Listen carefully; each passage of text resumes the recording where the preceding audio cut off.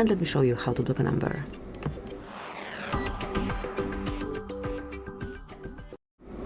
So at first, open your phone dialer, now tap on More icon and select Call Settings.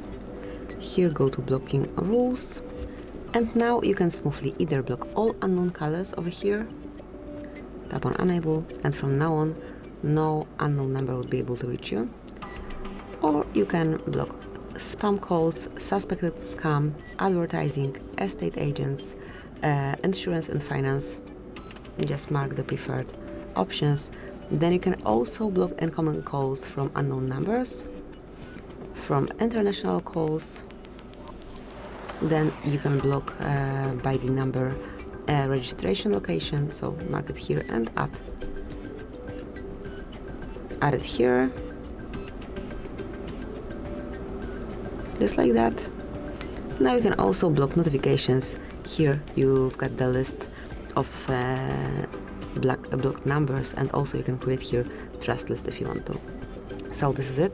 This is how you can use the blockade on your device. Thank you for watching. Please subscribe our channel and leave the thumbs up.